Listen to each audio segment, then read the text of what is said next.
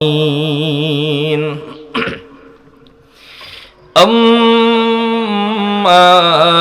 بعد فقد قال الله تعالى في كلامه المجيد وفرقانه الحميد। আসুন আমরা সকলে মহব্বতের সাথে আনুগত্যের সাথে পড়ি। আউযু বিল্লাহি মিনাশ শাইতানির রাজীম। বিসমিল্লাহির রাহমানির রাহিম।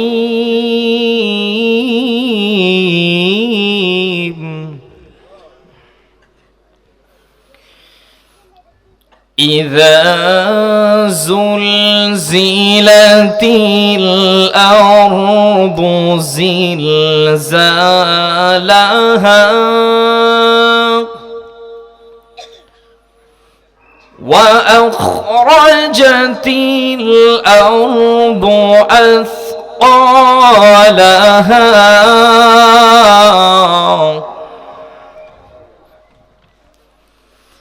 وقال الإنسان ما لها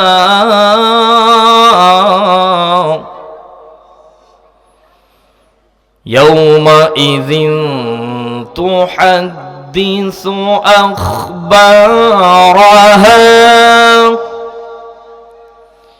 بأن ربك أوحى لها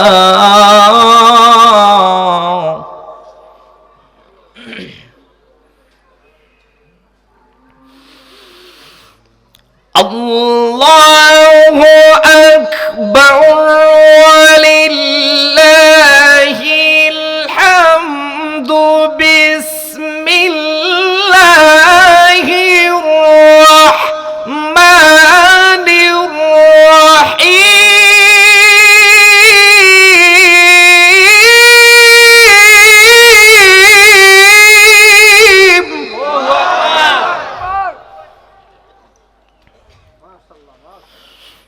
إذا زلزلت الأرض زلزالها وأخرجت الأرض أثقالها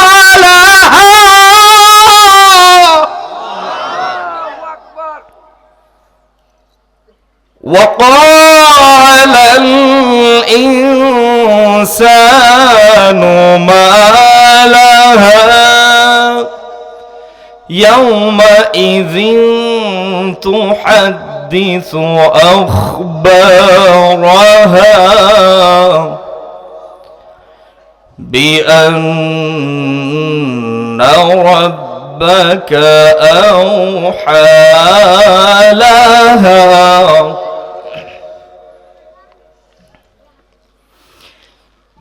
يومئذ يصدر الناس أشتاتا ليروا أعمالهم فمن يعمل مثقال ذرة خيرا يره ومن يعمل مثقال ذرة شرا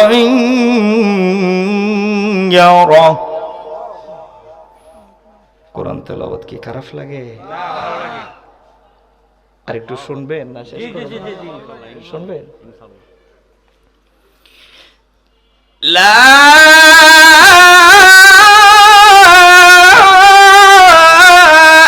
ইলাহা ইল্লাল্লাহ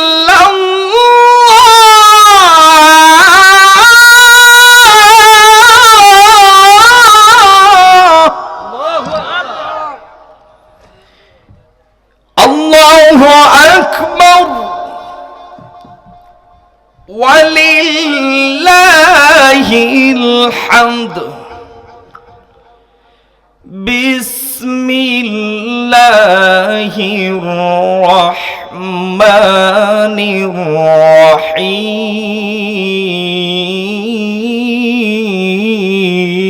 الرحيم إنا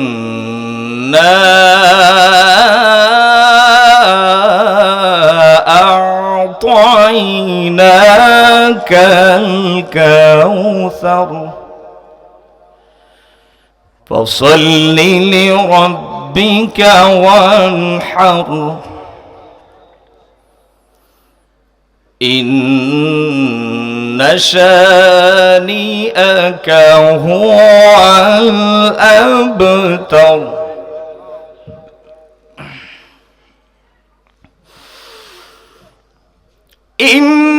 إنا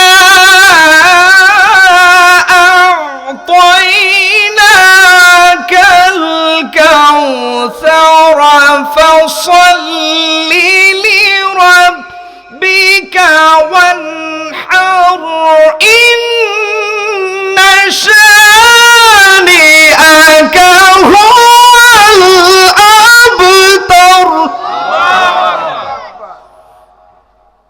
فصل لربك وانحر إن شانئك هو الأبتر صدق الله العظيم وصدق رسوله النبي الحبيب الكريم وقال تعالى لشان حبيبه إن الله وملائكته يصلون على النبي يا أيها الذين آمنوا صلوا عليه وسلموا تسليما اللهم صل على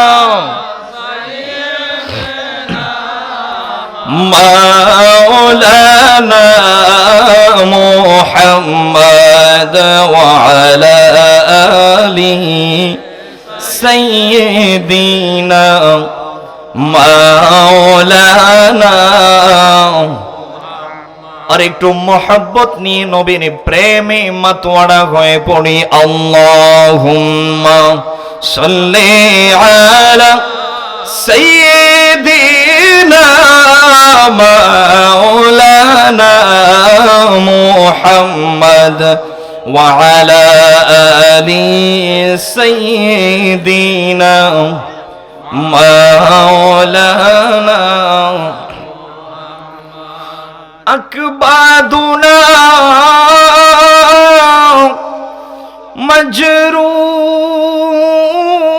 مجروحة من سيف حجر المصطفى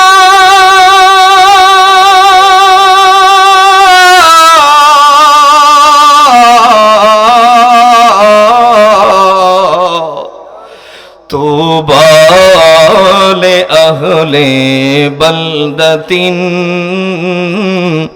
فيها النبي المحتشم اللهم صل على سيدنا مولانا محمد وعلى آل سيدنا مولانا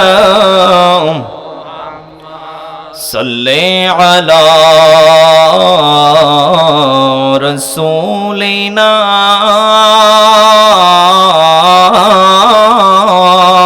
صل على মুহাম্মাদিন পড়ি সাল্লি আলা রাসূলিনা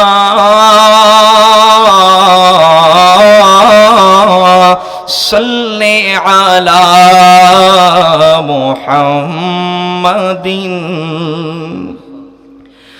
ज़मीन ज़मा तुम्हारे लिए मकीनो मकान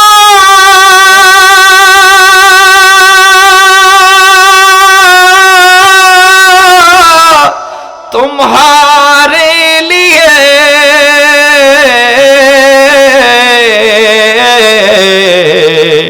चुनियो चुना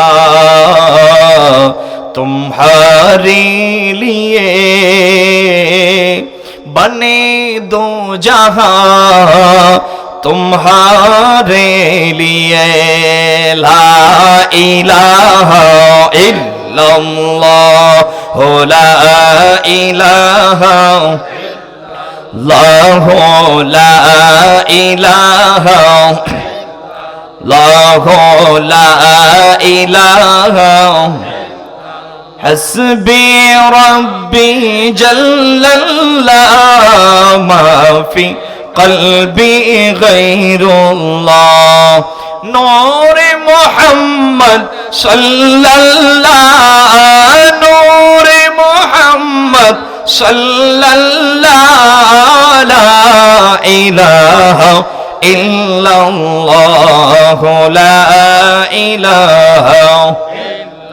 ला इलाहा इल्लल्लाह मुहम्मदुर रसूलुल्लाह सल्लल्लाहु अलैहि वसल्लम 1,47,570 বর্গ মাইলের পরিধি নিয়ে সোনার বাংলাদেশ পীর আউলিয়ার শহীদ গাজীর সোনার বাংলাদেশের বৈরবের অন্তর্গত চরের খান্দা পূর্বপাড়া বাইতুল আকসা জামে মসজিদ ও এলাকাবাসীর উদ্যোগে কবরবাসীদের রুহের মাগফিরাত কামনায় তৃতীয় বার্ষিক ইসলামী সুন্নি মহাসম্মেলনের শ্রদ্ধাভাজন সভাপতি মঞ্চে উপবিষ্ট আছেন, যিনি আজকের এই মাহফিলকে উপস্থিত হয়ে অলংকৃত করেছেন। আহলে মজলিসের পক্ষ থেকে ওনাকে আন্তরিক মোবারকবাদ জ্ঞাপন করছি। সেই মহান ব্যক্তিত্ব জনাব মোহাম্মদ জামাল উদ্দিন সাহেব, সম্মানিত সুধক্ষ সভাপতি কালিকা প্রসাদ ইউনিয়ন বিএনপি, আজকের এই মাহফিলের সম্মানিত সহসভাপতিবর্গ এবং আজকের এই মাহফিলের উদ্বোধক সভারত্ন, বিশেষ করে উপস্থিত হয়েছেন আমার অত্যন্ত মহব্বতের মানুষ, আওলাদে ওলি মুফতি ইবনে মুফতি পীরে তরিকত হজরতুল আল্লাহ মাওলানা নুরুল মুস্তফা নকশবন্দি মুদ্দাজিল্লুহুল আলী বারাকাল্লাহু তাআলা ফি উমরিহি। আজকের মাহফিলের প্রধান অতিথি যিনি উপস্থিত হয়েছেন বিশিষ্ট আলেমে দ্বীন মুফাসসিরে কুরআন হযরত মাওলানা মুফতি আবুল হাশেম শাহ মিয়াজি সাহেব, আমার পূর্বে আলোচনা করেছেন আমার অত্যন্ত মহব্বতের ছোট ভাই বিশিষ্ট আলেমে দ্বীন হযরত মাওলানা কারি হাফিজুর রহমান হুজাইফি সাহেব সহ আমার চেয়ে জ্ঞানী বেশি গুণী বেশি সম্মানিত আমন্ত্রিত ওলামায়ে কেরাম, বিভিন্ন মসজিদের ইমাম সাহেবান, খতিব সাহেবান, মুয়াজ্জিন সাহেবান উপস্থিত আছেন, এলাকার গণ্যমান্য ব্যক্তিবর্গ। আমি সকলের নাম নিচ্ছি না, মনে কষ্ট নেবেন না। আমি চাই অল্প সময় আপনাদেরকে একটু বেশি কথা উপহার দেওয়ার জন্য, ঠিক না? সবাই আমার চেয়ে জ্ঞানী বেশি গুণী বেশি সম্মানিত ওলামায়ে কেরাম উপস্থিত, অত্র গ্রামের মুরব্বিয়ান, আমার যুবক ভাইয়েরা, স্নেহের ছোটরা, পর্দানসীন আমার মা ও বোনেরা, রহিমানি ওয়া রাহিমাকুমুল্লাহ। আমি আমার আলোচনার শুরুতে সকলকে অন্তরের অন্তঃস্থল থেকে জ্ঞাপন করছি মোবারকবাদ, সবটুকুন শুকরিয়া আল্লাহ পাক সুবহানাহু ওয়া তাআলার আজিম ও শান দরবারে, যে আল্লাহ পাক রব্বুল আলামিন আমাদেরকে আজকের এই মাহফিলে আসার এবং বসার সুযোগটুকু ভিক্ষা দান করেছেন। সকলে মহব্বতের সাথে, আনুগত্যের সাথে কালিমাতুশ শুকুর আদায় করি, বলি আলহামদুলিল্লাহ। লাখো কোটি দরুদ আর সালাম তার চেয়ে অনেক অনেক বেশি আল্লাহর সৃষ্টির প্রধান আকর্ষণ, শামসুল হিদায়াত, বদরুদ্দুজা, ইমামুল মুরসালিন, খাতামুন নবিয়্যিন, রাসূল রাব্বিল আলামিন, জাদ্দুল হাসানি ওয়াল হুসাইন, আফতাবে নবুয়ত, শাহানশাহে রিসালাত, সরকারে দু জাহা, হাবিবে আকরাম, নূরে মুজাসসাম, নূরুন আলা নূর, নবিয়ুনা শফিউনা হাবিবুনা মুহাম্মাদুর রাসূলুল্লাহ সাল্লাল্লাহু তাআলা আলাইহি ওয়াসাল্লামের আরশ চুম্বি নূরানী কদম মোবারকে। ভাইজান, আমি জানি না আপনাদের এলাকায় কোন আলোচনা পছন্দ করে। আমি তাফসির করেন না মানুষ, কোরআন সুন্নাহ থেকে কথা বলি। আশা করি আপনাদের বুঝে আসবে। আপনারা কি কোরআন সুন্নাহর আলোচনা চান? দরকার আছে না নাই? আমি দাওয়াত করছি, যারা মাইকের আওয়াজ শুনতে পাচ্ছেন, আমার কাছে কোনো দল বেদল নাই, যে কোনো দলের হন আমার মাহফিলে আসেন, বসেন। আমরা কি বলি শোনা লাগবে তো, জানা লাগবে তো, ঠিক না বলেন? এজন্য আমরা সবাই আসি। আমাদের সকলের প্রথম পরিচয় আমরা মুসলমান। কে বলেন? আমাদের প্রথম পরিচয় আমরা মুসলমান। সবাই আসুন। আমি যদি আলোচনা করি, আমার আলোচনায় আপনার আপত্তি থাকলে আপনি ডিরেক্টলি বলবেন, কোনো অসুবিধা নাই। আমাকে বলবেন, আমারও ভুল হতে পারে, আমি শুদ্ধ করে নিব। শুধু শিখাইতে আসি নাই, আমি শিখতেও এসেছি। কোরআনের তাফসির শুনলে অনেকে আবার ভয় পায় আসে না। এর আবার কারণ আছে। কারণ কোরআনের তাফসির নিয়েও আমাদের দেশে অনেক ঝামেলা আছে। কারণ সব তাফসিরে যাওয়া যায় না। সব তাফসিরে যেতে আমার নবী নিজেও নিষেধ করছে। কোরআনের তাফসির ভালো, আমি নিজেও ইনশাল্লাহ করব, কিন্তু সব তাফসিরে যাওয়া যায় না। আমার নবী নিষেধ করেছেন। কেন নিষেধ করেছেন? সুলাইমান আলাইহিস সালামের নাম আপনারা শুনেছেন, শুনেন নাই? সুলাইমান আলাইহিস সালাম, ওনার কথাগুলো, জিন শয়তান এগুলো সবাই ওনার কথা মানত, শুনতো। মানুষের মধ্যে যেমন ভালো খারাপ আছে, জিন শয়তানের মধ্যেও ভালো খারাপ আছে। কিছু জিন আছিল বড় বেত্তুমিজ, খুব খারাপ। এগুলারে সুলাইমান আলাইহিস সালাম ওনার কমান্ড মানত না, যার কারণে সমুদ্রের নিচে বন্দি করে রেখে দিয়েছিল হাজার হাজার বছর আগে। আমার নবী কয়, এগুলা আখেরি জামানায় এই জিন শয়তানগুলোরে ছেড়ে দেওয়া হবে। হাজার হাজার বছর পর্যন্ত বন্দি। এই জিন যদি ছাড়া হয়, এদের তো মাথা এমনি নষ্ট, এতদিন বন্দি, ঠিক না? আগে আগে বর্ষার পানি হইতো, আপনাদের এদিকে হইতো নি? এখন তো বর্ষা হয় না তেমন একটা। হইতো। গরু আছে না, গবাদি পশু, গরুগুলো যখন বাড়িতে বান্ধা থাকতো, রাস্তাঘাটে ছাড়া যাইতো না পানির কারণে, 3 মাস থাকতো বন্দি অবস্থায়। কার্তিক মাস আসলে যখন এই বনগুলা শুকাইতো, তখন গরুটারে ছাড়লে এটাকে হাইটা হাইটা বন্ধে যাইতো না, লেঙ্গুরটারে বাঁকা করে একটা দৌড় দিত আগে। এক দৌড়ে কালিকা প্রাসাদ, মানে আরো তো গ্রাম আছে না এদিক দিয়ে, অনেক দূর। এর অর্থ কি? মানে এতদিন বন্দি ছিল না, এখন দৌড়াইয়া খাজা আদায় করতেছি। এই জিন শয়তানগুলো দৌড় দিবে বন্দি। ধরুন এখনই তো আখিরি জমন হয়। আমার নবীর কথা অনুযায়ী, এটা মুসলিম শরীফের মুকাদ্দামা ভূমিকার মধ্যে হাদিস, এই জিনগুলো ছেড়ে দেওয়া হয়েছে। এগুলো আসবে আপনাদের চরের কান্দা, কালিকা প্রাসাদ। আসার পরে দেখবে আরে মানুষগুলো আমরা বন্দি অবস্থায় তাকায়, এরা দি মানুষ অলিভক্ত হয়ে গেছে। কি হয়ে গেছে? অলিভক্ত হয়ে গেছে। আরে এরা দি নবীর প্রেমিক হয়ে গেছে, নবী পাগল হয়ে গেছে। এই মানুষগুলা দি খাটে আশিকা রাসূল হয়ে গেছে। এদেরকে কিভাবে নবীর প্রেম থেকে দূরে সরানো যায়, ওলিয়া উলিয়ায়ে কেরামের মহব্বত থেকে এদেরকে কিভাবে দূর করা যায়, এজন্য এই জিন শয়তানদের প্রথম মিশন হবে, এরা আলেমের সুরত ধরবে। শয়তানে তো বিভিন্ন সুরত ধরতে পারে। কার সুরত? আলেমের। ইঞ্জিনিয়ারের নয়, ডাক্তারের নয়, সুরত ধরবে আলেমের। ধরার পরে আমার নবী বলেন, ওয়া তাকরা আলান নাসি কুরআন।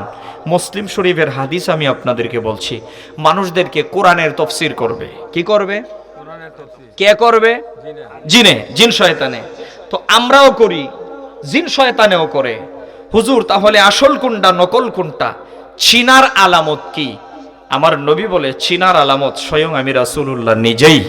যেই তাফসীরের মধ্যে দেখবে আমি নবীর শানে বেয়াদবি করা হয়, যেই তাফসীরের শানে, যেই তাফসীরের নামে আমার নবীর আব্বা আম্মাকে জাহান্নামী বলা হয়, যেই তাফসীরের নামে তারাবির নামাজকে 8 রাকাত বলা হয়, যেই তাফসীরের নামে ফরজ নামাজের পরে দুআ নাই, জানাজার পরে দুআ নাই, মিলাদ নাই, কিয়াম নাই, ওলি আউলিয়াদের মাজার জিয়ারত নাই, যেই তাফসীরের নামে বলা হয়, বুঝতে হবে এগুলা নবী মার্কা তাফসীর নয়, এগুলা সুলাইমান নবীর বান্দা জিন শয়তানের তাফসীর। কথা বলে ঠিক কি না?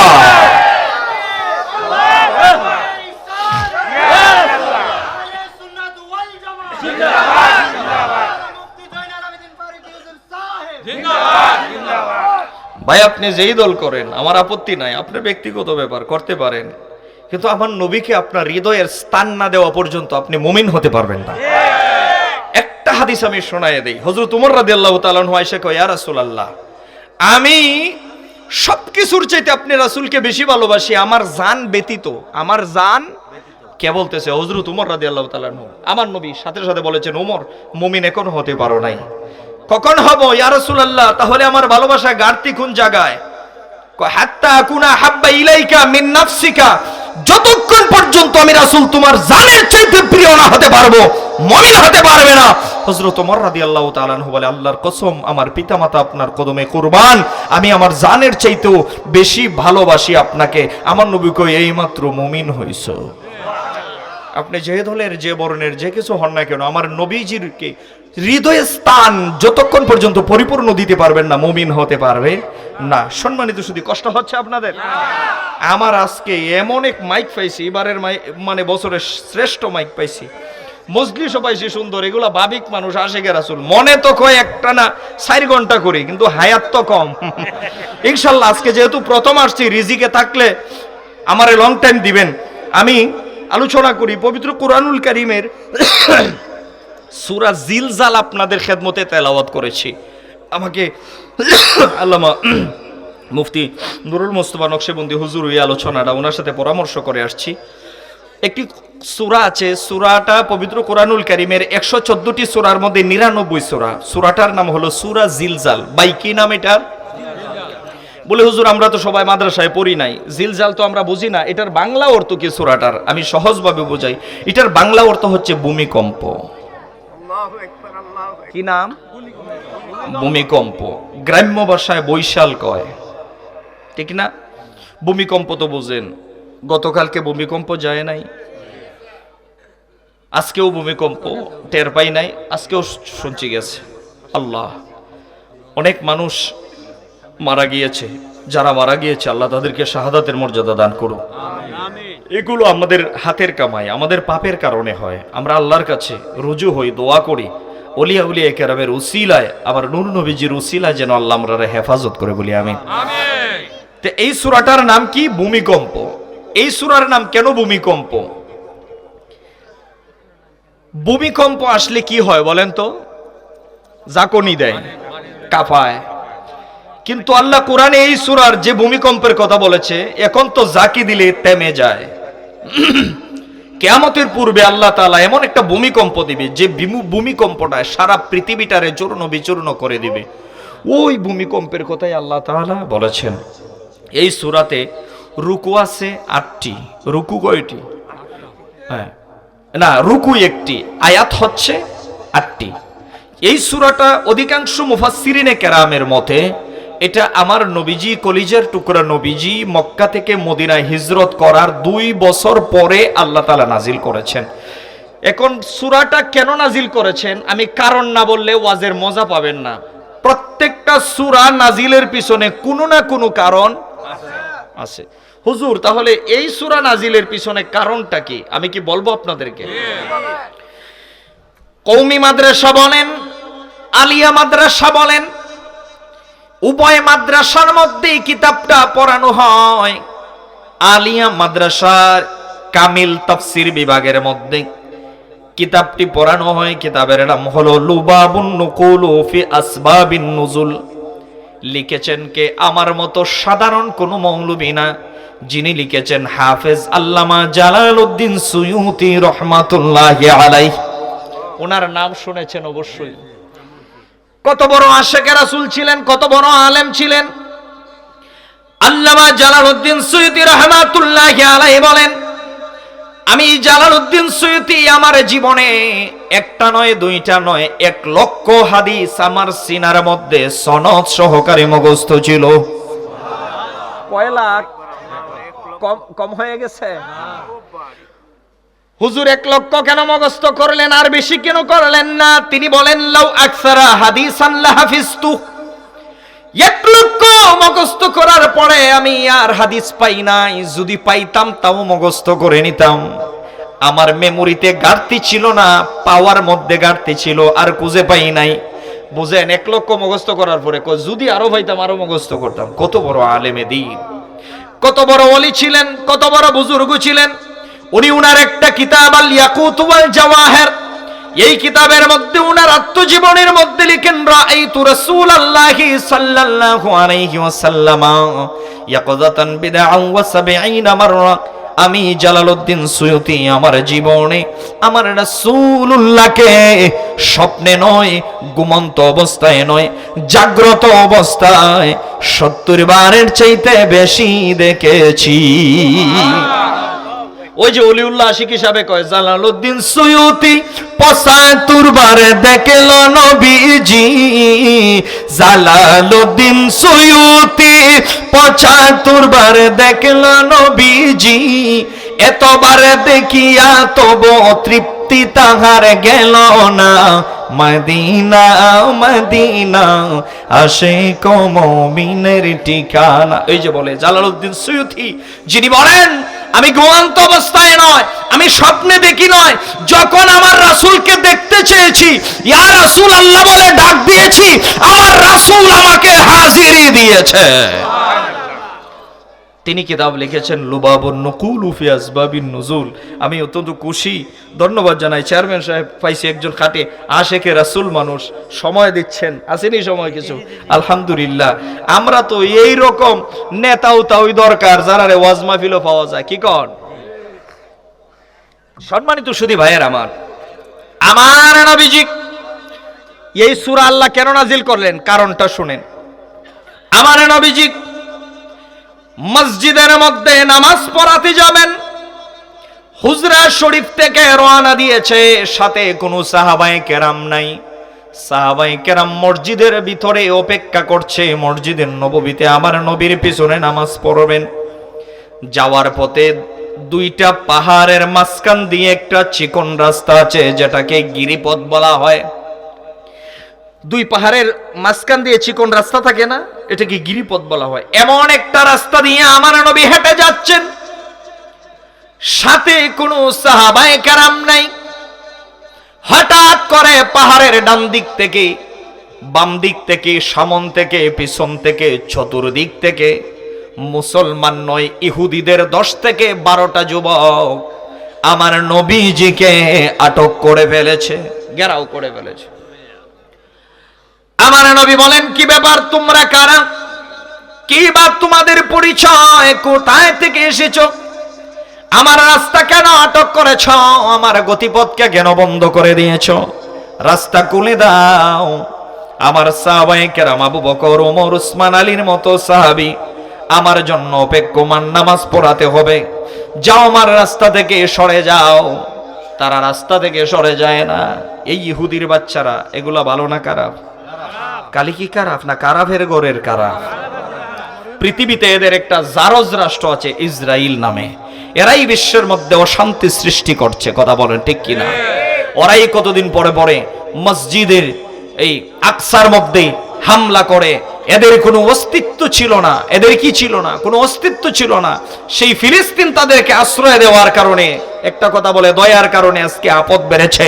তবে মনে রাখবেন একটা কথা, যদি এক সাগরও রক্তের বন্যাও বয়ে যায়, তারপরে মুসলমানদের প্রাথমিক কিবলা মসজিদে আকসা, এটা মুসলমানেরই থাকবে, কথা বলেন ঠিক কিনা ভাইরা? ওই ইহুদিরা আমার নবীজির পথকে আটক করে ফেলেছে। এই তোমরা আমার রাস্তা ছাড়ো, তারা কোনো কথা বলে না, আটক করে রেখেছে। 10 থেকে 12টা যুবকের মধ্যে সবচাইতে লিডার, পালোয়ান যে যুবকটা, সে হাঁটতে হাঁটতে আমার নবীর কাছে এসে হাজির হয়েছে।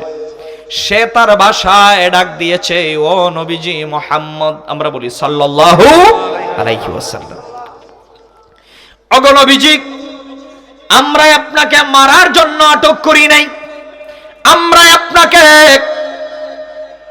এখানে মারামারি করার জন্য, যুদ্ধ করার জন্য আপনাকে আটক করি নাই। আলহামদুলিল্লাহ বলেন। আমরা আপনার সাথে আজকে কোনো খারাপ আচরণ করব না, আমরা আপনার সাথে কোনো বাজে কোনো কিছু করব না। তো কেন আমার রাস্তায় আটক করেছো? আপনাকে আটক করার কারণ হইল, আমরা যে 10 থেকে 12 জন দেখতেছেন, কেউ সাধারণ কোনো মানুষ নয়। আমরা ইহুদি হতে পারি, কিন্তু আমরা সাধারণ কেউ নয়, ঠিক না? সিলেট গেলে এক ভাষা, ঢাকা গেলে এক ভাষা। সিলেট এক এরিয়াতে গিয়া মুনাফিক বুঝাইতে পারি না, কৌজুর মুনাফিক তা আবার কি? আমি কো মুনাফিক বুঝেন না? কয় না মুনাফিক তো তা বুঝি না। তখন সংজ্ঞা দিলাম, পরে কো ওইটা নি মুনাফিক। আমি কো ইতা আপনারা ওতারে কিতা কোন? কো তারে তো আমরা বইতল কই, বইতল। একে গো চলে সিলেট জুমা পড়ছিলাম এক মসজিদে, ইমাম সাহেব, আসলে সিলেটের মানুষ অনেক ভালো হয়, আলেমদের প্রতি আন্তরিক হয়। এক ইমাম সাহেব দোয়া করতেছে সিলেটের ভাষায়। আমি তো হাসতে হাসতে শেষ, হাসি থামাই রাখছি কষ্ট করে, তারপরে পরে আইয়া হাসছি আর কি কাজা। ইমাম সাহেব মোনাজাত করতেছে মুসল্লি নিয়ে, আল্লাহ তুমি তাই দয়ার সাগর রে বা শোনা, একবার তোমার কুদরতি জবানে কইলাও করে বান্দির বাচ্চা হল তোরে মাফ করে দিলাইছি। কইতা যদি আমার আমির হামজা, আমার এই আপনাদের যে ইমাম সাহেব কি নাম, রাসেল মোস্তফা, আমার ছাত্র, কিন্তু আমার অনেক মহব্বতের আমির হামজা, রাসেল মোস্তফা, আরো রবিউল যারা আছে, মায়া করবেন এদেরকে, মহব্বত করবেন। তো এই যে যদি আপনাদের ইমাম সাহেব বান্দির বাচ্চা ঠান্দির বাচ্চা কয়, তা তো আসরের আগে গাটি গুল করতে হইব। তো এটা ওই দেশের ভাষা, এক এক দেশের। ঢাকা সাভার গেছি ওয়াজ করতে, ওয়াজ করে গাড়িতে উঠতেছি, 2-3 যুবক পোলা পায় না, আমার ওয়াজ পছন্দ হয়েছে আর কি, ঢাকায়া সাভার আশুলিয়াতে। এরা আমার এদিকে হুজুর হালায় তো ওয়াজ করছে, পাড়ায় পড়ায় হালাইছে। কারবার দেখছে কয়েক হালায় তো ওয়াজ করছে, পাড়ায় পড়ায় হালাইছে। তাহলে ভাষার অনেক পার্থক্য আছে। নোয়াখালী ওয়াজ করতে গেছি কালেকশনে, তো কালকে দিনের পরের দিন যাব এই লালমনিরহাট, অনেক দূরে, সিলেট থেকে প্লেনে যেতে হবে, এই রংপুর সৈয়দপুর নামার পরে তারপরে। আমি আগে জিজ্ঞেস তোমাদের ভাষা নি ঠিক আছে, আল্লাহ জানে, এক এক অঞ্চলের এক এক। নোয়াখালী কালেকশন এক লোকে হুজুর কয় কানার ভিন্ন কি ভিন্ন হাম্পাদিউম, এইটা আবার কি কয় মাহফিলে বলে মরাইটটা সরাইটটা একটা গরু দিব, পরে ইমাম সাহেব এনে আমারে বুঝাইছে। ভাষার পার্থক্য আছে, আমার কথা কি বোঝা যায়? সম্মানিত সুধী ভাইয়েরা আমার, আসুন বলছিলাম আমার নবী কি বলতেছে, আমাদের ভিতরে একটা প্রশ্ন, যদি আমাদের প্রশ্নের জবাব দেন আমরা উপকৃত হব, তবে কন্টাক্ট হয়ে যাক। নবীজি আমাদের প্রশ্নের জবাব যদি আপনি দিতে পারেন, আমাদের প্রশ্নের জবাব যদি অ্যাপ্রোপ্রিয়েট হয়ে যায়, যুক্তিযুক্ত হয়ে যায়, অর্থাৎ আমাদের বুঝে পড়ে যায়, কথা দিলাম একজনও আর ইহুদি থাকবো না, কালেমা পড়ে মুসলমান হয়ে যাব। আমার নবী কার মুস্কি হাসি দিয়া কয় আলহামদুলিল্লাহ, কালমা পরে মুসলমান হইবা, তে তো আমার এখানে একক তো নামাজ আমি পরে পড়লেও অসুবিধা নাই, আধা ঘন্টা লেট হলে অসুবিধা নাই। আমার নবী বলেছেন মা সুআলুকুম, তোমাদের প্রশ্নটা কি? সালু আন্নি উজিবু লাকুম, প্রশ্ন করো, তোমাদের প্রশ্নের জবাব দেওয়ার জন্য আমি রাসূলুল্লাহ রেডি আছি। আমি কোনো গজল উজলে যাইতেছি না, আলো ধারাবাহিক বলার জন্য অসুবিধা নাই, পারি সব, কিন্তু যেটা আপনাদের দরকার আমি বুঝতে পারতেছি, মানুষগুলো আসলে কোরআনের মানে পিপাসিত। সম্মানিত সুধী ভাইয়েরা আমার নবী বলেন তোমাদের প্রশ্নটা করো। তখন তাদের প্রশ্ন ছিল ইয়া রাসূলুল্লাহ, এই পৃথিবী নাকি একদিন ব্যঙ্গে চূর্ণ বিচূর্ণ হয়ে যাবে? হা, চূর্ণ বিচূর্ণ হয়ে যাবে। কিসের মাধ্যমে? আমার নবী বিশাল একটা ভূমিকম্পের মাধ্যমে এই পৃথিবীটা কিয়ামত হয়ে যাবে। আমার নবীজি তারা প্রশ্ন করতেছে কিসের মাধ্যমে? আমার নবী বলেন ভূমিকম্পের মাধ্যমে কিয়ামত হবে, পৃথিবী ধ্বংস হয়ে যাবে। কয় এত মজবুত পৃথিবী ধ্বংস হয়ে যাবে? কয় হ্যাঁ। আমার নবী কয় যেই কিয়ামত পৃথিবীটাকে ধ্বংস করে ফেলবে, আমাদের প্রশ্ন হইল মাতা সাআ, এই কিয়ামত কখন হবে? প্রশ্নটা কি? কিয়ামত কখন? মনে রাখবেন ইহুদিদের প্রশ্নটা কি ছিল? কিয়ামত। এই প্রশ্নটা জিবরাইল আলাইহিস সালামেও আমার নবীর কাছে করছে, কয়েকবার করছে।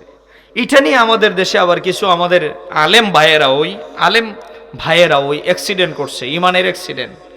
বলতে চায় জিবরাইল আইসা নবীজিকে প্রশ্ন করছে কিয়ামত কখন, আমার নবী জানে না। আমার নবী বলছেন জিবরাইল তুমি যদ্দূর জানো আমি অদ্দূরই জানি, এর চেয়ে বেশি জানি না। আসলে আমি ওনাদের দোয়া করি আল্লাহ যেন ওনাদেরকে আরো গবেষণা করার তৌফিক দান করে। আমি তো গালাগালি পছন্দ করি না, ওনারাও আলেম, আমরা দোয়া করি আল্লাহ ওনাদের ব্রেইনে আল্লাহ হেদায়েত করুক। এখানে আরেকটু গবেষণা করলেই বোঝা যায়। জিব্রাইল আমার নবীজিকে প্রশ্ন করেছে কিয়ামত কখন, ইহুদিরাও প্রশ্ন করেছে কিয়ামত কখন। ভাই নবী জানে না কিয়ামত কখন, এটা আমাদের দেশে অনেক মাহফিলে বলা হয়। নবী জানে কি জানে না এটা পরে আসতেছি। বৈরবের মানুষ কদ্দূর জানে দেখি কিয়ামত কিবার, কিয়ামত কত তারিখ হবে, কোন মাসে হবে, রবিউল আউয়ালে কখন, মাশাআল্লাহ কখন জানে দি সবাই, কখন হেমদি ক, নবী জানে না, আমি দিদি হেমদে এই ইয়ার মানুষেও জানে, সরের কান্দার মানুষেও জানে 15 তারিখ হবে মহরমের। ও মা, তারিখও জানেন? মারাবা তার ওয়াজ করি কি তা করতাম বক্তা, আসলে ওয়াজ নসিহত মনে হয় এলাকায় বেশি হয়, এই সাধারণ মানুষও অনেক আলেমে যারা জানে না সেগুলো জানে। মারহাবা। কিবারে হবে? শনিবারে কিবারে ওমা 12 জানেন, মাশাআল্লাহ। সময়টা অবশ্যই জানেন না, ফজরের নামাজের পরে এইটাও জানেন, মাশাআল্লাহ। হেমদাদি কয় নবী জানে না, হেমদাদি একবারে সম পর্যন্ত জানে। আমার ভাইয়েরা, তাহলে আপনারা বৈরবের মানুষ, সেই মেসেজ পেলেন কোথায় থেকে? মনে রাখবেন একটা কথা, কিয়ামত কখন হবে এটা কোনো কাহারও জানা ছিল না, উম্মতে মুহাম্মদের জানা ছিল না। আমার নবী 1000 বছর আগে বলেছেন কিয়ামত মুহররমে, বিশ্বাস করেছি মুহররমে। নবী বলেছেন 10 তারিখে, বিশ্বাস করেছি 10 তারিখে। নবী বলেছেন শুক্রবার, বিশ্বাস করেছি শুক্রবার। নবী বলেছেন আসর থেকে মাগরিব, বিশ্বাস করেছি আসর থেকে মাগরিব। নবী বলেছেন, আমরা শুনেছি। এটার নাম আকীদা, এটার নাম ঈমান, এটার নাম সুন্নিয়ত। কথা বলেন ঠিক কিনা ভাইয়েরা? তো নবী জানে না মানে কি? জিব্রাইল নবীজিকে প্রশ্ন করেছে, এই হাদিস তো অস্বীকার করা যাবে না, আসল হাকিকত তো বুঝতে হবে। জিব্রাইল আইসা জিজ্ঞেস করছে আসলে কিয়ামত কখন, মানে কত সালে? আমার আল্লাহ কয় তারিখ বলেন, দিন বলেন, বার বলেন, মাস বলেন, সব বলেন, কিন্তু সন বইলেন না। কি বললেন না? সন বললেন না। কেন বলতে আল্লাহ নিষেধ করেছে? কেন নিষেধ করেছে? জনাব জামালউদ্দিন সাহেব, উনার জন্মটা আমি তারিখটা বললেন তো উনার বয়সটা কত, মাইন্ড করে না বোঝার জন্য। উনি ডিসেম্বর মাসের 10 তারিখ শুক্রবার সকাল 10টায় জন্মগ্রহণ করেছে। উনার বয়স কত? ডিসেম্বরের 10 তারিখ কিবারে? শুক্রবারে সকাল 10টায় জন্মগ্রহণ করেছে। উনার বয়স কত বলেন? জায়গায় এসেন, সাল যদি আমি না বলি আপনি বোনার বয়স বাড়ি করতে পারবেন?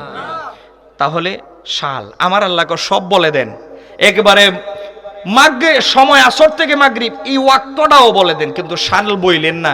কারণ নবীজি যদি বইলা দিত 2030 সালে কিয়ামত, তখন তো আমরা একটা হিসাব করতে পারতাম যে আর মাত্র 4 বছর, আর মাত্র 4 বছর। কেউ উড়াদুরা খাই লয় যে খাইতে থাকি, আর কেউ না খাই আমর লয় চিন্তায়। হার্টের রুগী যারা এমনি মরে গেল, কারণ কিয়ামতটা এটা যেমন তেমন না, সামনে আসতেছে আলোচনায়। তাহলে কিয়ামতের সময় নির্ধারণ যেন না করতে পারি, এজন্য আমার নবী সব বলেছেন, সাল বলেন নাই। নবী জানেন না, এটা ভুল। নবী জানেন, আল্লাহ যতটুকু আমাদেরকে জানাইতে বলেছেন নবী জানাইছেন, সাল জানাইতে নিষেধ করেছেন। কারণ আল্লাহ বলে কিয়ামত হবে বাগতাতান, হঠাৎ। ঘরের মানুষ বাহিরে যেতে পারবে না, বাহিরের মানুষ ঘরে আসতে পারবে না, অপ্রস্তুতভাবে মানুষ প্রস্তুতি নিতে পারবে না। এজন্য সাল জিনিসটা গোপন রাখে। সুবহানাল্লাহ, এটা হলো আকীদা। বলছিলাম ইহুদিরা প্রশ্ন করেছে কিয়ামত কখন, কিয়ামত কখন, বুঝতেছেন? আমার নবী তার জবাব দিবেন। আল্লাহ পাক রব্বুল আলামিন বলে, হাবিব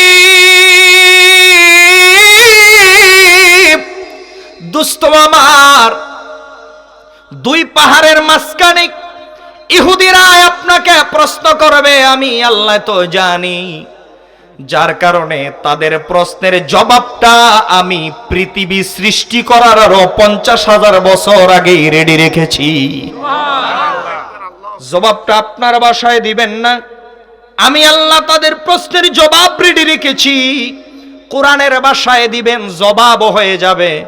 কোরআন শরীফে সূরা জিলজাল নামে একটা সূরাও নাজিল হয়ে যাবে। জিবরাইল যাও, লৌহে মাহফুজ থেকে কোরআনুল কারীমের 8টা আয়াত আমার হাবিবের সামনে নিয়ে যাও। হাবিব যেন তেলাওয়াত করে দেয়, কোরআন শরীফে জিলজাল নামক সূরাও যেন নাজিল হয়ে যায়, তাদের জবাবও যেন তারা পেয়ে যায়। আমার নবীজিকে যখন প্রশ্ন করলো, তখন আমার নবীজি কোরআনের ভাষায় তাদের প্রশ্নের জবাবে আমার নবীজি জবাব দিলেন, ইযা যুলজিলাতিল আরদু জিলজালাহা ওয়া আখরাজাতিল আরদু আথকালাহা। ইযা যুলজিলাতিল আরদু জিলজালাহা, কিয়ামত কখন হবে? আমার নবী গো, কিয়ামত তো তখনই হবে এই পৃথিবী থরথর করে ভূমিকম্প হবে, থামবে না যেদিন, থামবে না যেদিন, থামবে না যেদিন কিয়ামত হবে সেদিন। আজকেও ভূমিকম্প হয়েছে, গতকালকেও ভূমিকম্প হয়েছে। কিয়ামতের ভূমিকম্পের তুলনা এটা আসলেই কিছুই না। এটা জিলজালাহা দিয়ে তাকিদ দিয়ে বোঝানো হয়েছে, এমন ভাবে কিয়ামত হবে। কাঁপুনির ধরনটা কেমন হবে? কাঁপুনিটা কেমন হবে? ওয়া আখরাজাতিল আরদু আসকালাহা, 2 নং আয়াতের মধ্যে আসছে জমিন তার বোঝা বের করে দিবে। জমিনের নিচে স্বর্ণ, হীরা, মণি, মুক্তা, যেই স্বর্ণ আজকে 2 লক্ষ টাকা বড়ি, প্রায় 22 ক্যারেট স্বর্ণ, কম বেশি হতে পারে, উঠানামা করছে। স্বর্ণের বাজার, এত দামি স্বর্ণগুলো নিচ থেকে মাটির উপরে উঠে যাবে। হীরা, কোটি কোটি টাকা দামের ডায়মন্ড গুলা মাটির উপরে উঠে যাবে। মহিলারা যেমন ভাবে, আমাদের মা বোনেরা যেমন পা দিয়ে দান নাড়াচাড়া করে না? পা দিয়ে যেমন ভাবে দান নাড়াচাড়া করে, আম গাছে জাকুনি দিলে যেমন ভাবে গাছের নিচে আম পড়ে থাকে, জাম গাছে, বড়ই গাছে জাকুনি দিলে যেমন ভাবে পায়ের নিচে বড়ই পড়ে থাকে, ঠিক তেমনি ভাবে স্বর্ণের টুকরাগুলা, হীরার টুকরাগুলা মায়ের মানুষের পায়ের মধ্যে পড়বে। কিন্তু আফসোসের বিষয়, একটা মানুষ নিচে হাত দিয়া একটা স্বর্ণের টুকরায় ধরবে না, একটা হীরার টুকরার মধ্যে কেউ হাত দিবে না। সুবহানাল্লাহ বলে। তাহলে জমিন তার বোঝা বের করে দিবে, মানে সব স্বর্ণের টুকরাগুলা উপরে উঠে যাবে। ওয়াকালাল ইনসানু মা লাহা, সেদিন মানুষ বলবে, মানুষও সেদিন মানুষ থাকবে না, অমানুষগুলো থাকবে। কি থাকবে? অমানুষগুলো থাকবে, কসাই মুদির মতো থাকবে। বাংলাদেশে আরো কিছু টাকলা টুকলা আসিল না, কইছিল না ইসলাম ধ্বংস করে দিব। আজকে তো ইসলাম আছে, টাকলা টুকলা কই? হ্যাঁ, যারা ইসলামের বিরুদ্ধে, আমি কোনো দলীয় স্বার্থে কথা বলছি না, আমি ইসলামের বিরুদ্ধে যারা কথা বলছে আমি তাদের ব্যাপারে বলছি। সেদিন অং সান সূচি, তসলিমা নাসরিন, তারপরে এই কসাই মোদি, তারপরে ডোনাল্ড ট্রাম্প, এরপরে আর একটা নিয়াহুনা বিয়াহুজে ইসরায়েলের, এই সমস্ত মানুষগুলো বলবে যে পৃথিবীর কি হইল? বলে হুজুর, আপনি মনে হয় তাফসির ভুল করতেছেন, কোরআন শরীফে কি মুদির নাম আছে নাকি? এই ডোনাল্ড ট্রাম্পের নাম আছে নাকি? না না, না থাকলেও আমার পক্ষে কোরআন হাদিসের দলিল আছে। ভাই, কিয়ামত কখন হবে? আমার নবী বলে, কিয়ামত যেদিন হবে, লা তাকুমুস সাআতু হাত্তা ইউকালা আল্লাহু আল্লাহ। আমার নবী বলেন, ততক্ষণ পর্যন্ত কিয়ামত হবে না যতদিন পর্যন্ত এই জমিনে একজন ইমানদার ব্যক্তি আল্লাহর জিকির করনেওয়ালা থাকবে, ততদিন কিয়ামত হবে। কিয়ামত ততদিন হবে না যতদিন একজন মুমিন থাকবে সারা পৃথিবীতে, একজন মানুষ থাকবে, কিন্তু মুমিন থাকতে হবে একজন মুমিন। আল্লাহর জিকির যতদিন থাকবে ততদিন পর্যন্ত পৃথিবী কিয়ামত হবে না। তাহলে একজন ইমানদারের দাম আছে না নাই? আছে না নাই? তো আজকে যারা দাড়িওয়ালা, টুপিওয়ালা, পাঞ্জাবিওয়ালা, নামাজি ব্যক্তিদেরকে যারা আজকে দেখতে পারে না, ইসলামের ব্যাপারে যারা আঙ্গুল তুলতে চায়, ওদের বোঝা উচিত আল্লাহ তাদেরকে রিজিক দিত না, তারা রিজিক পাচ্ছে একমাত্র ইমানদারদের উসিলায়। কথা বলে ঠিক কিনা ভাইয়েরা? সম্মানিত সুধী ভাইয়েরা আমার, তাহলে যেদিন কিয়ামত হবে মানুষগুলো থাকবে কি? তাই ইমানদার না, এগুলা কি না? ইমানদার না, ওই স্বৈরাচার বৈরাচারিতেই থাকবে, যেগুলো মানুষ নামের অমানুষ তারা থাকবে। কাঁপতে কাঁপতে কি হবে? কাঁপবে জমিন, ব্যঙ্গে পড়বে আসমান, আসমানগুলো ব্যঙ্গে পড়তে পড়তে গ্রহ নক্ষত্র রাজিগুলো পড়তে মাটির মধ্যে পড়বে, মানুষগুলো একের পড়ে সবাই আস্তে আস্তে মারা যাবে। যখন পড়তে পড়তে 7 আসমান ভেঙে পড়ে যাবে, পৃথিবী থেকে 13 লক্ষ গুণ বড় সূর্যটা একদিন পড়ে যাবে, সব কিছু মিসমার হয়ে যাবে। হযরতে আজরাইল আলাইহিস সালামকে আমার আল্লাহ বলবে, আজরাইল আর কেউ বাকি আসেনি? আমার আল্লাহ হযরতে আজরাইল আলাইহিস সালাম বলে, আল্লাহ আর কেউ নাই অবশিষ্ট, একমাত্র আপনি আর আমি ছাড়া। আমার আল্লাহ বলবে, আজরাইল এবার তোমার নিজের জানটা নিজে দিয়ে দাও। আজরাইল শেষ পর্যন্ত নিজের জানটা নিজে দিয়ে দিতে বাধ্য থাকিবে, আর কেউ আসেনি। শেষ, একমাত্র যিনি আছেন তিনি কে? যিনি আছেন তিনি কে? কুল্লু মান আলাইহা ফানি ওয়া ইয়াবকা ওয়াজহু রাব্বিকা যুল জালালি ওয়াল ইকরাম।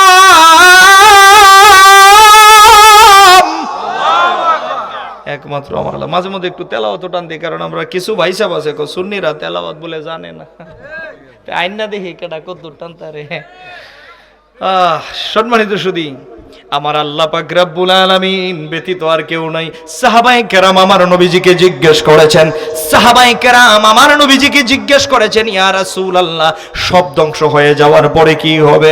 আমার নবী কয়, আল্লাহ তাআলা বৃষ্টি দিতে থাকবেন কতদিন? একদিন নয়, 2 দিন নয়, আল্লাহ তাআলা একটানা বৃষ্টি দিবেন 40,000 বৎসর। সুবহানাল্লাহ। কয় হাজার? 40,000 বৎসর একটানা বৃষ্টি চলবে। তখন সাহাবায়ে কেরাম আবার জিজ্ঞেস করবে, ইয়া রাসূলুল্লাহ, ইয়া রাসূলুল্লাহ জিজ্ঞেস করেছেন 40,000 এত লং টাইম বৃষ্টি দেওয়ার পরে আল্লাহ কি করবেন? আমার নবী বলে, আল্লাহ আমি রাসূলুল্লাহকে বলেছেন, আল্লাহ তাআলা আপনি আমি এখন বর্তমানে যে অবস্থায় আছি হুবহু এই মানুষটারে হুবহু এই চেহারা দিয়ে নতুন করে আবার আমার আল্লাহ তাআলা সৃষ্টি করবেন। পারবেন কিনা? মিনহা খালাকনাকুম ওয়া ফিহা নুঈদুকুম ওয়া মিনহা নুখরিজুকুম তারাতান উখরা। সুবহানাল্লাহ। মানুষগুলোকে আমার আল্লাহ আবার যখন আমাদেরকে সৃষ্টি করবেন, আপনি আমাকে চক্ষুটা খুলেই দেখবো জমিনে কোনো ঘাস নাই, কোনো বৃক্ষলতা তরুণতা নাই, আমরা আর সরের কান্দার মধ্যে নাই, জমিনটা দেখা যায় তামার জমিন। সে দেখবো জমিনের মধ্যে টুকনি দিলে টনটনি করে, বুঝতে আর অসুবিধা হবে না। দুনিয়ায় নাই, আমরা আছি হাসরের মাঠে। হাসরের মাঠ। আমার আল্লাহ পাক রব্বুল আলামিন পুনরায় সূর্যটাকে আবার সেটিং করবেন। এখন আছে 9,30,00,000 মাইল উপরে। এই সূর্যের তাপ কত? ওরে সূর্য, তুমি 9,30,00,000 মাইল উপর থেকে তাপ দাও, দেখো না আষাঢ় মাসে যেই জমিন দিয়ে নৌকা চলে, ওই জমিনটারে চৈত্র মাসে আমি ঠনঠনা বানায় ফেলি। এই হলো আমি সূর্যের পাওয়ার। এই সূর্যের পাওয়ার যদি এত বেশি হয়, সেদিন আপনার আমার মাত্র আধা উপরে থাকবে। কয় হাত? আধা উপরে থাকবে। কিন্তু এখানে আমি একটা হাদিস বলে ফেলি, এই আলোচনাটা এই দিকে নিব না, রিজিকে থাকলে যদি আবার আসা হয় সেই দিকে আলোচনা টানবো। সূর্যের তাপে মানুষের মাথার মগজ গলবে সবাই জানেন, কিন্তু একখান হাদিস শোনায় দিই। সাবাতু ক্বালা রাসূলুল্লাহ সাল্লাল্লাহু আলাইহি ওয়াসাল্লাম সাবাতু ইয়াযিল্লুহুমুল্লাহু খালিয়ান ফাফাদাত আইনাহু ওয়া রাজুলুন দাআতহু ইমরা যাতু মানসাবিন ওয়া জামালিন ফাকালা ইন্নী আখাফুল্লাহ ওয়া রাজুলুন তাসাদদাকা বিসাদাকাতি ফাখফাহা হাত্তা লা তা'লামা শিমালুহু মা তুনফিকু ইয়ামিনুহু রাওয়াহুল বুখারী। জোরে বলেন সুবহানাল্লাহ। 7 শ্রেণীর মানুষ যাদেরকে আমার আল্লাহ সূর্যের আলো লাগতে দিবে না, তাদেরকে দয়া করে মায়া করে মোহব্বত করে আল্লাহর আরশের নিচে ছায়ার নিচে জায়গা দান করবে। 7 শ্রেণীর মানুষের বিবরণ অন্য কোনো দিন আসলে ইনশাআল্লাহ, আজকে সেদিকে গেলে আলোচনার ফিনিশিং আসবে না, আপনাদের কষ্ট হবে। মানুষগুলো সূর্যের তাপে মস্তিষ্কগুলো গলে গলে ভে ভে ভে ভে বেবে হাদিস শরীফের মধ্যে আসছে নাকের ছিদ্র দিয়ে বাহির হয়ে যাবে, কানের ছিদ্রগুলো দিয়ে বাহির হয়ে যাবে, প্রস্রাব পায়খানার রাস্তা দিয়ে মস্তিষ্কগুলো বেয়ে বেয়ে পড়বে। কি একটা ভয়াবহ পরিস্থিতি হবে। সন্তান হঠাৎ করে বাবাকে পাবে, ডাক দিবে, আব্বা গো, জীবনে কোনোদিন ভালো একটা লুঙ্গি পরো নাই, ভালো একটা জামা পরো নাই রে বাবা, কিন্তু আমি পালসার মোটর সাইকেল চাইছি, তুমি দুনিয়াতে দিয়ে দিছো। আজকে বড় অসহায় বাবা গো, মেহেরবানি করে একটু আশ্রয় দাও। কেমন একটা পরিস্থিতি হবে। বাবা বলবে তুমি কে, আমাকে ডিস্টার্ব করিও না, যাও যাও, দুনিয়াতে আমার কোনো সন্তান আদি ছিল না। ধরতে ধরতে হঠাৎ করে মায়ের সাথে সাক্ষাৎ। এই পৃথিবীতে যত ভালোবাসা বলেন, মায়ের ভালোবাসার সাথে তুলনা হয় না। শরীয়ত বাবাকে দাফন কর, বাবা সন্তানকে দাফন করবে, শরীয়ত পারমিশন দিয়েছে। মা সন্তান দাফন করবে, শরীয়তে পারমিশন দেয় নাই। কারণ হইল এমন কোন মা নাই সন্তানের লাশটা কবরে রাইকা মা উপরে উঠবে। মা বলবে, গ্রামের মানুষেরা রে, আমার সন্তানের সাথে আমি মারেও কবর দিয়ে দাও। এত ভালোবাসা মায়ের। ওই মায়ের সাথেও যখন সাক্ষাৎ হয়ে যাবে, মা বলবে, আমার সন্তান আদি বলতে কিছু ছিল না, আমাকে ডিস্টার্ব করিও না, যাও আমার কাছ থেকে দূরে সরে যাও। সন্তান মা বাবাকে অনেক সময় আশ্রয় চাইলে চিনতে পারবে না, মা বাবা সন্তানকে চিনেও না, চিনার ভান করবে। এত ভয়াবহ একটা পরিস্থিতি হয়ে যাবে যেদিন মা সন্তানকে পরিচয় দিবে না, বাবা সন্তানকে পরিচয় দিবে না। এমন কঠিন মুসিবতের দিনে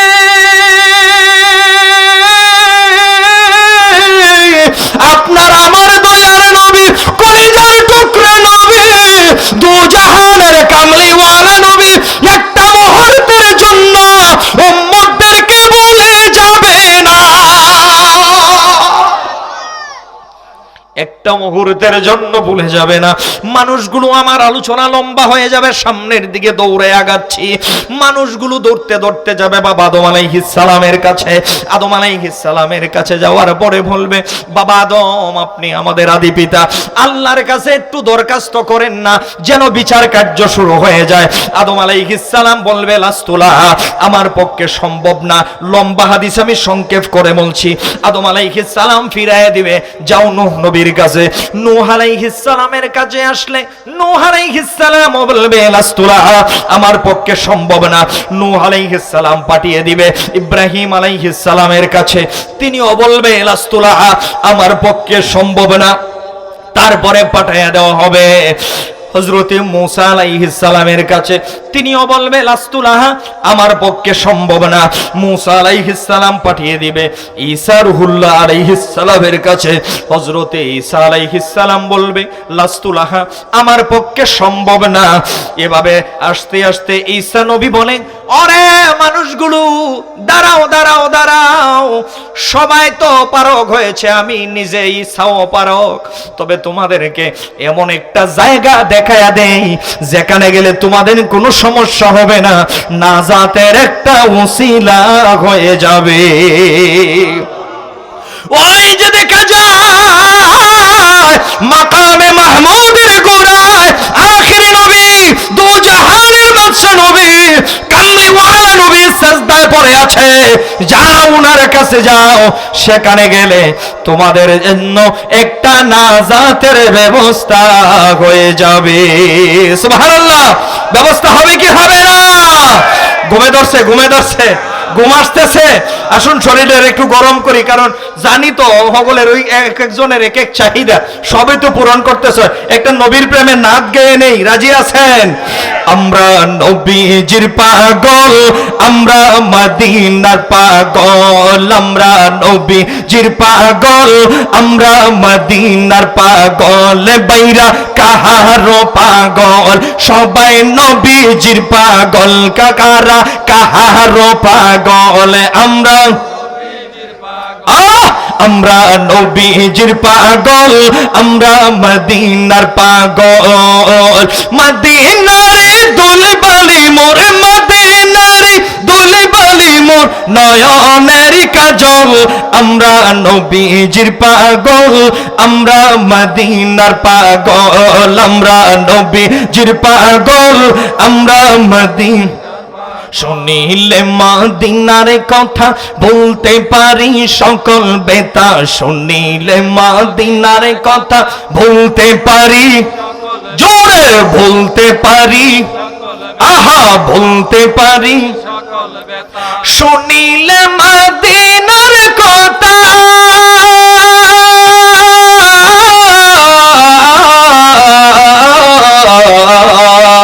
শুনিলে মদিনার কথা বলতে পারি সকল বেতা। শুনিলে মদিনার কথা বলতে পারি সকল বেতা।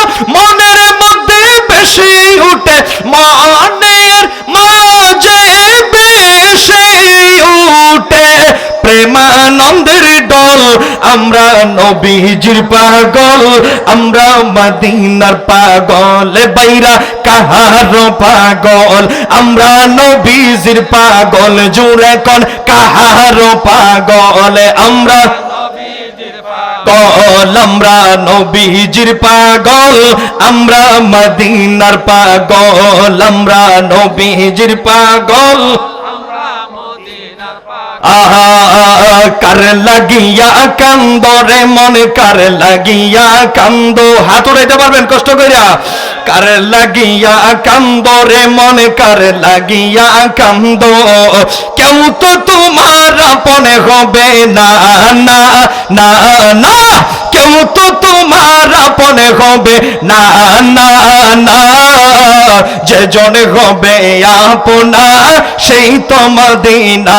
বলেন না যে জন হবে আপনা সেই।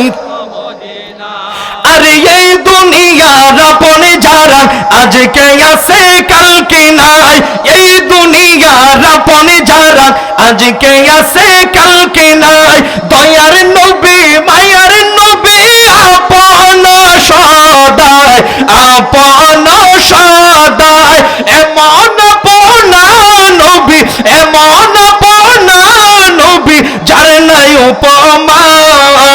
যে জনে হবে আপনা সেই মদিনা, যে জনে হবে আপনা সেই মদিনা। আরে নিজের জন্য দয়াল নবী, মায়ার নবী, প্রাণের নবী, হায়াতুন নবী, নূরের নবী, জিন্দা নবী। আল্লাহু আকবার। আরে নিজের জন্য দয়াল নবী একটু কাঁদেন নাই। সারা জীবন কেঁদেছেন উম্মতেরই মায়ায়, আমাদের মায়ায়। এখনো কাঁদেন শুয়ে, এখনো কাঁদেন শুয়ে সোনার মদিনা। যে জনে হবে আপনা সেই তো মদিনা। আহা যে জনে হবে আপনা সেই মদিনা। কার লাগিয়া কান্দো রে মন, কার লাগিয়া কান্দো, কার লাগিয়া কান্দো রে মন, কার লাগিয়া কান্দো। কেউ তো তোমার আপন হবে না, না না। যে জনে হবে আপনা সেই তো মদিনা। বলেন না যে জনে হবে আপনা সেই তো মদিনা। যে জন হবে আপনা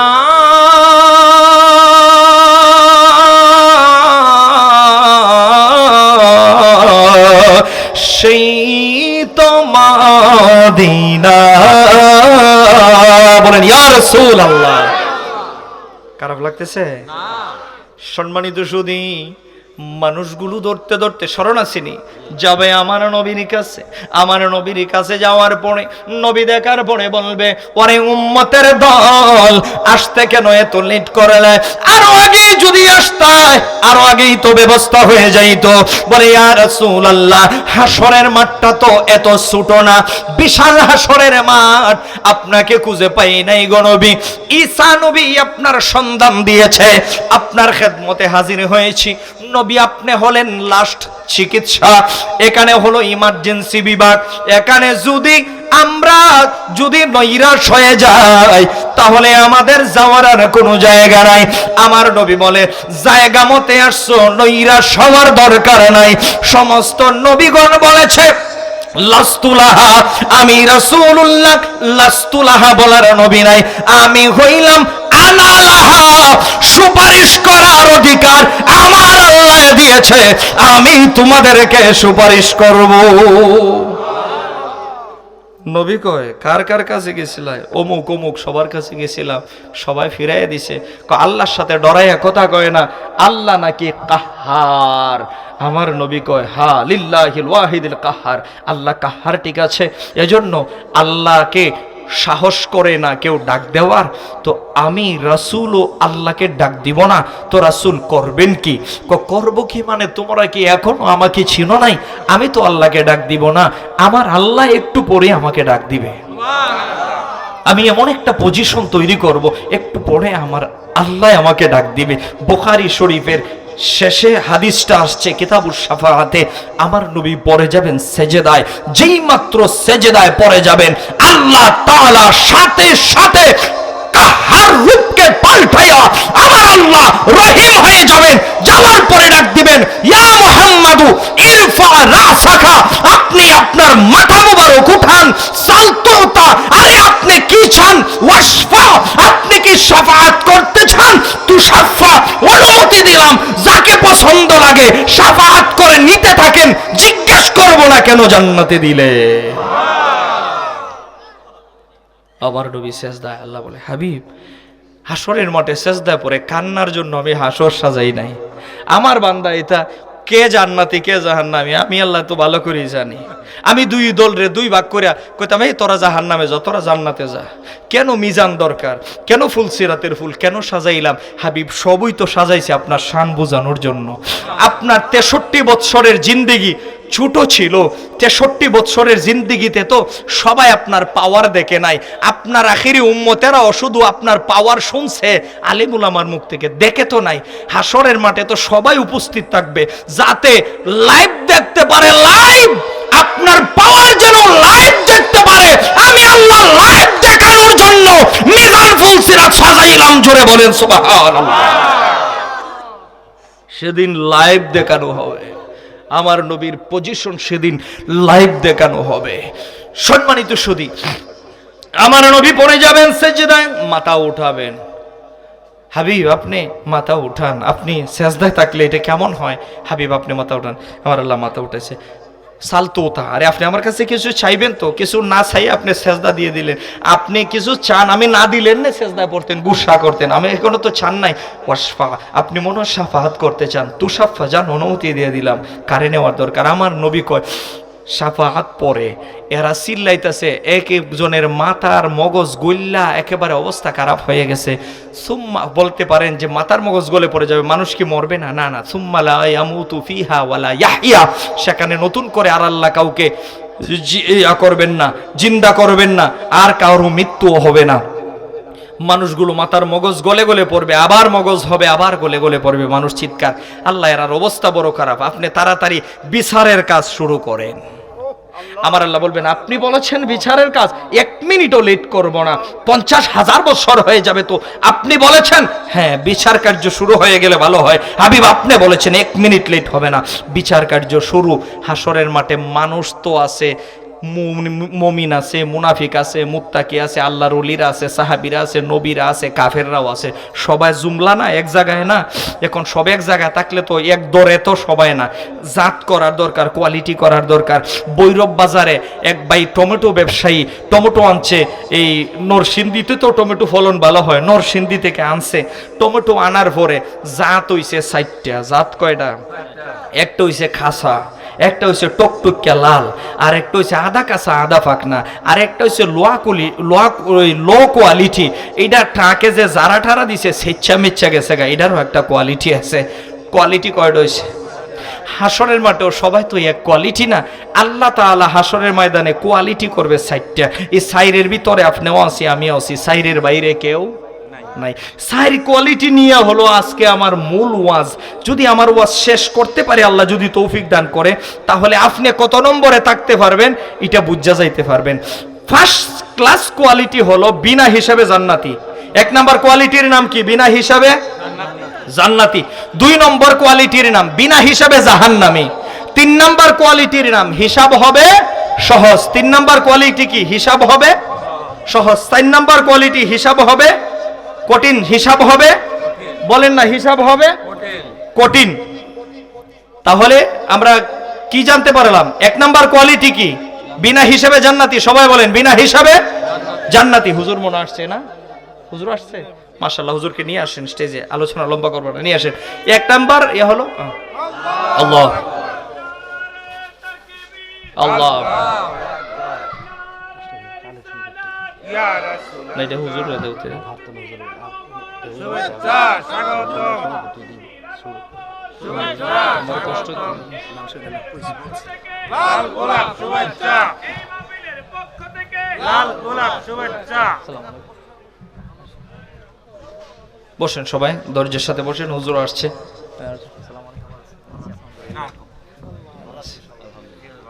সকলে বলি আলহামদুলিল্লাহ। আমাদের কাঙ্ক্ষিত মেহমান যারা সবাই আসছেন, আল্লামা মুফতি নুরুল মুস্তফা নকশবন্দি হুজুরও আসছেন, রেস্ট করতেছেন, উনিও যত টাইমে আসবে। আমি 4টা কোয়ালিটি বলছিলাম না, আমার আসলে সময় বের পাবো না, তো একটা কোয়ালিটি আমি সংক্ষেপে বলি। কি বলবো আমি? ধৈর্য আছে? নীরবতা পালন করবেন তো? তাহলে 1 নাম্বার 4 দলের মধ্যে 1 নাম্বার দলের নাম কি? বিনা হিসাবে জান্নাতি। বলেন বিনা হিসাবে। 2 নাম্বার বিনা হিসাবে জাহান্নামী। 3 নাম্বার হিসাব হবে সহজ। 4 নাম্বার হিসাব হবে কঠিন।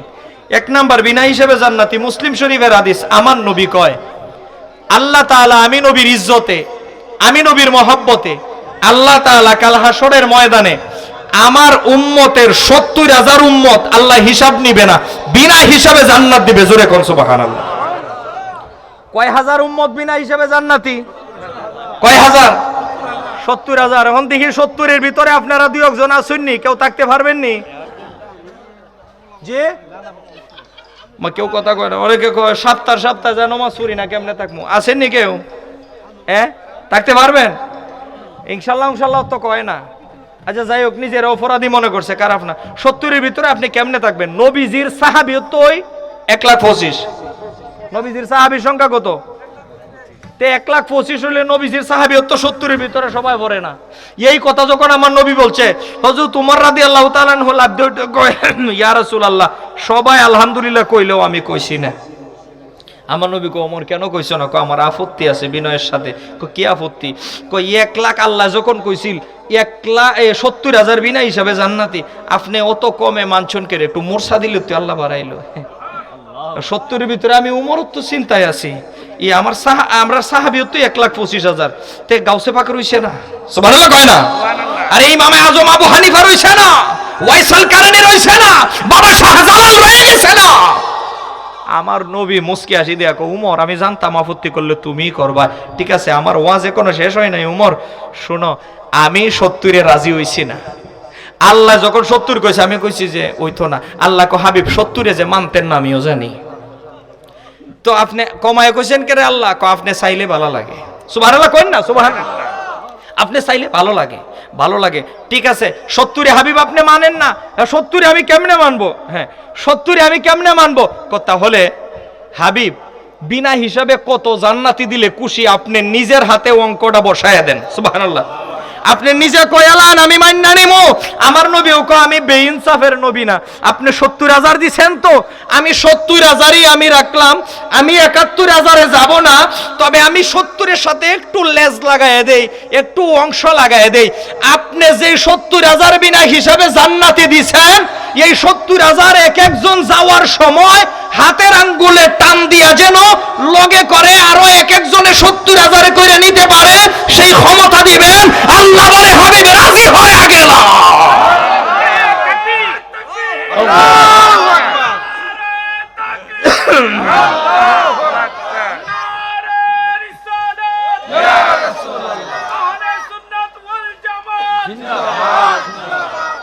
শেষ আমার আলোচনা। 1 শ্রেণীর বিবরণ দিছে, আর 3 শ্রেণী রয়ে গেছে। যদি আল্লাহ কোনোদিন হায়াতে বাঁচিয়ে রাখে আর দেখা হয় ইনশাল্লাহ ইয়া করব। তো এই মাহফিলটা এত সুন্দর আয়োজন, আমি অত্যন্ত ধন্যবাদ জানাই যুব কমিটির ভাইদেরকে বা যারা এটা করেছেন। মাহফিলটা প্রতি বছর হইতো নি, আপনারা চাইননি ইনশাল্লাহ। চাইলে আপনাদের একটু হালকা সহযোগিতা লাগবে।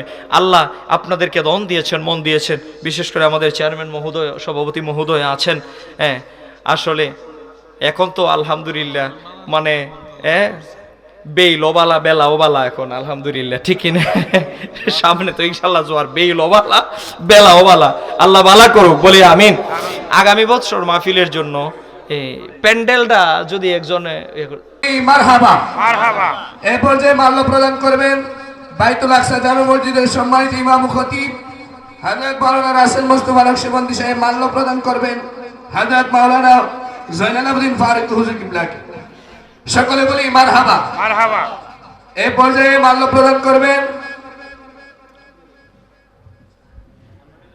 আজকের মাহফিলের সম্মানিত সভাপতি সাহেব জনাব মোহাম্মদ জামালউদ্দিন সাহেবকে। সকলে বলি মারহাবা। এ পর্যায়ে মাল্য প্রদান করবেন আজকের মাহফিলের উদ্বোধক হযরত মাওলানা হেদায়েতুল্লাহ রেজাউল কাদরি সাহেবকে।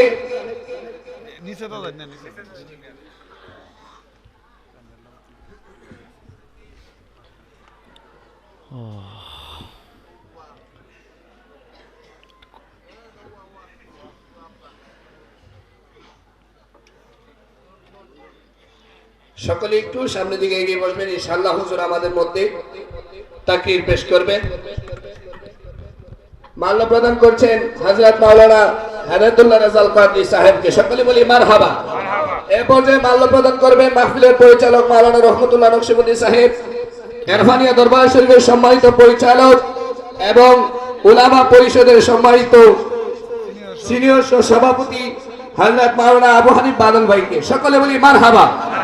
আল্লাহ তাআলা কবুল করুক এবং তাদের সভাপতি সাহেবকে, ভৈরব উলামা পরিষদের সম্মানিত সভাপতি সাহেবকে মাল্য প্রদান করবেন আজকের মাহফিলের সম্মানিত পরিচালক। সকলে বলি মারহাবা। আল্লাহ তাআলা আজকে যারা এখানে এসেছেন, ভৈরব উলামা পরিষদ আপনারা জানেন সংগঠিত হয়েছে, তাদের দ্বারা যেন আহলে সুন্নাত